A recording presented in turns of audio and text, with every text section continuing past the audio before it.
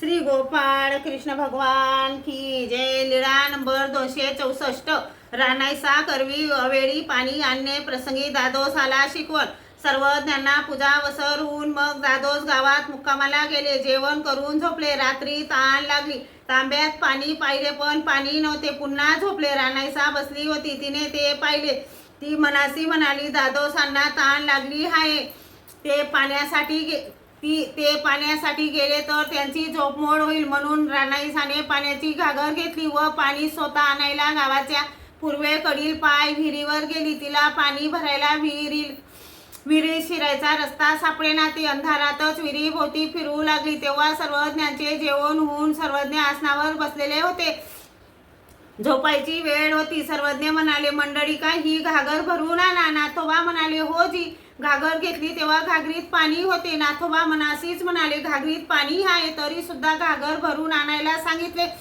यात सर्वज्ञांचा काहीतरी हेतू आहे. मग घागर घेऊन विहिरीवर गेले. तेव्हा रानाईसा तेथे विहिरीभोवती अंधारात घुटमळताना दिसली. नाथोबा म्हणाले, तुम्ही कोण? नाथोबा, मी रानाईसा. नाथोबा म्हणाले, एवढ्या वेळेला येते कसे? काय करू नाथोबा? दादोस तहान लागली. जवळ पाणी नाही म्हणून पाणी घ्यायला आली, पण पाणी भरायला रस्ता सापडेना. नाथोबा मनासी म्हणाले, असे आहेत आमचे सर्वज्ञ. आपले ऐश्वर्य लपविता. सरळ सरळ का सांगू नये? मग नाथोबांनी तिची व आपली घागर भरली. तिला मुक्कामाच्या ठिकाणापर्यंत पोचविले. मग आपण सर्वज्ञांजवळ आले. श्रीचरणा लागले. घागर सर्वज्ञांपुढे ठेवली. सर्वज्ञ म्हणाले, उशीर का हो लागला मंडळी का? जी दादोसांना तहान लागली होती. घागरीत पाणी नव्हते. त्यांची माता रानाईसा पाण्याची घागर भरण्यासाठी विहिरीवर आली. तिला रस्ता सापडेना. ती तेथेच विहिरीभोवती फिरत होती. मग मी घागर भरवून दिली. तिला मुक्कामाच्या ठिकाणापर्यंत पोचवली, म्हणून उशीर झाला. मग सर्वज्ञ झोपले.